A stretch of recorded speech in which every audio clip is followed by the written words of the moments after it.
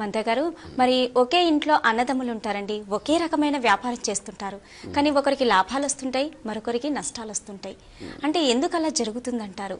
సాధారణంగా ఒక వ్యాపారాన్ని ఇద్దరు కలిసి చేసేటప్పుడు ఏంటంటే మనం చాలా మంది చూస్తుంటాం, మార్వాడీస్లో కానీ గుజరాతీస్లో కానీ వాడు ఏంటంటే ఈ ఫ్యామిలీ బిజినెస్ అని చెప్పి మన తెలుగు వాళ్ళలో చూస్తే వైశ్యాస్లో బాగా కనబడుతుందన్నమాట. ఈ ఫ్యామిలీ బిజినెస్ అని ఆ బిజినెస్ని చేసుకుంటూ వెళ్ళిపోతాం. మా నాన్నగారు చేశారు, తాతగారు చేశారు, నేను అది కంటిన్యూ అవుతాం, మా అన్నదమ్ములందరూ కూడా అదే కంటిన్యూ చేస్తారు. కానీ జాతకం అన్నది ఆ బిజినెస్లో వాడిని డెవలప్ చేయడానికి ఉపయోగపడుతుందా అనేది చూసుకోవాలి. జాతకం ఏం చెప్తున్నా, ఒక వ్యాపారానికి ఉపయోగపడతాడు అని చెప్తాను. ఏ వ్యాపారాన్ని చెప్పినప్పుడు ఒక స్థాయికి వెళ్ళిన వ్యాపారంలో కాన్సన్ట్రేషన్ చేయవలసి వస్తుందన్నమాట. సాధారణంగా వ్యాపారస్తుడు కాబట్టి అందరూ ఒక చోట కూర్చున్నప్పుడు వ్యాపారం బాగుంటుంది. ఎప్పుడైతే తన వ్యాపారం విచిత్రమైన వ్యాపారం, ప్రత్యేకమైన వ్యాపారం ఎప్పుడైతే తెలుస్తుందో జాతకరీత్యా ఆ వ్యాపారం గుండా ముందుకెళ్తే లాభాలు వస్తుంటాయి అన్నమాట.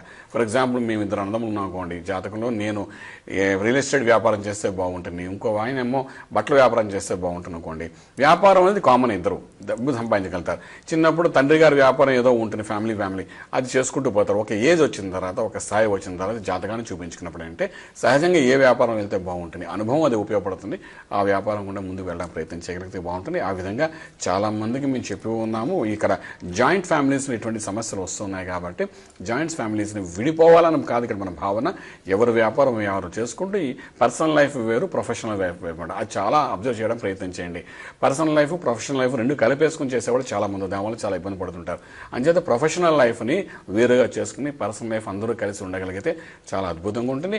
ఇలాంటి సమస్యలతో ఎదురవుతున్న వాడు కూడా, నేను ఎందుకు ప్రత్యేకంగా చెప్తున్నాను అంటే వైశ్యాసులో కానీ తర్వాత మన వాళ్ళు చాలా మందిలో కూడా ఈ వ్యాపారస్తుల్లో అన్నదమ్ములు అందరూ కలిసి చేస్తాం. కొన్ని వ్యాపారాలలోని కొన్ని సమస్యలు ఎదురైనప్పటికీ పరిష్కారం కాక జీవితాంతం అదే విధంగా ఉండడానికి ప్రయత్నం చేస్తున్నారు. కాబట్టి దయచేసి మీరు వచ్చి మీ సమస్య పరిష్కారం అనేది తెలుసుకోవడం ప్రయత్నం చేయండి. ఆ విధంగా శ్రీ వేదమాత గాయత్రి జ్యోతిష్యాలో మీరు కానీ అపాయింట్మెంట్ తీసుకోగలిగితే అలాంటి సమస్యలు కూడా పరిష్కారం చేయడానికి మంచి అవకాశం ఇస్తామని చెప్పగలుగుతాం. ఓకేనండి, చాలా చక్కగా వివరించారు. మొదటి కాల్ తీసుకుందామండి. హలో, నమస్కారం, మీ పేరు? హలో, నా పేరు అండి. హలో, కొంచెం గట్టిగా మాట్లాడండి, స్పష్టంగా చెప్పండి. నా పేరు అండి. ఓకేనండి, డేట్ ఆఫ్ బర్త్ చెప్పండి. 17 11 11 1990. 1990. ఏ సమయంలో పుట్టారు? అంటే 3:30 మధ్యలో అని చెప్పారండి. ఓకే, అంటే తెల్లవారితేనండి, మధ్యాహ్నమా? మధ్యాహ్నం అండి, మధ్యాహ్నం. ఓకే, ఏ జిల్లాలో పుట్టారండి, ఏ డిస్ట్రిక్ట్ లో పుట్టారు? తూర్పుగోదావరి అండి. ఓకే, తూర్పుగోదావరిలో. ఏం తెలుసుకోవాలనుకుంటున్నారు? నా గురించి తెలుసుకోవాలనుకుంటున్నాను. మీకు ఏ విధమైన సమస్య ఉందో వివరించండి మంతా గారికి. అదే కొంచెం ఒంట్లో బాగుంటలేదండి. అమ్మా, మీకున్న సమస్య అంటే చెప్తే పరిష్కారం చెప్తాం. మీది విశాఖ నక్షత్రం అయింది, తులారాశి అయింది అనమాట. తులా కాదు, వృశ్చిక రాశి అయింది మీది. యూట్రస్ ప్రాబ్లమ్స్ కట్ట ఎక్కువగా ఉన్నాయండి. ఏదమ్మా? అదే మా అమ్మాయి పుట్టిన తర్వాత కొంచెం అబార్షన్స్ అవినండి. అచ్చానమ్మా, సరేనమ్మా. ఇప్పుడు మీ లగ్నం చూస్తే మీన లగ్నం అయింది. పంచమ స్థానంలో కేతువు, గురువు 2 గ్రహాలు ఉన్నాయమ్మా. పంచమ స్థానంలో కేతు ఉండడం వలన ఆడపిల్ల పుడుతుందని చెప్తాము. తర్వాత మగ సంతానం కూడా జరుగుతుంది. అయితే ఇక్కడ ఆరోగ్య స్థానం 6వ స్థానం అంటామట. ఈ 6వ స్థానం, లగ్నాతో 6వ స్థానం అంటే సింహం అంట, సింహరాశి అయింది అనమాట. సింహం అంటే మేషము, వృషభము, మిథునము, కర్కాటకము, సింహము. అయితే ఇక్కడ మీరు ఏదో కొన్ని అనారోగ్య స్థితి ఉన్నది కాబట్టి రవి దీనికి ఆధిపత్యం వహిస్తాడనమాట. ఈ బొడ్డు పై భాగంలో ఏదైతే ఉందో రవికి ఆధిపత్యం ఉంటుంది, కింద భాగంలో శని యొక్క ఆధిపత్యం ఉంటుందన్నమాట. అంచేత ఈ బొడ్డు పై భాగంలో ఉన్న సమస్యలన్నిటి పరిష్కారం చేయడం కోసం మీరేంటే సూర్య ఆరాధన అంటూ చేయడం చాలా అవసరం పడుతున్నామా. ఈ సూర్య ఆరాధన అంటే ఓం గృణి సూర్య ఆదిత్యం అనే బీజాక్ష మంత్రం ఉంది. ఇది నిత్యము పఠన చేయడం ప్రయత్నం చేస్తూ కెంపుని ఒక రత్నాన్ని పెట్టుకోవడం ప్రయత్నించండి.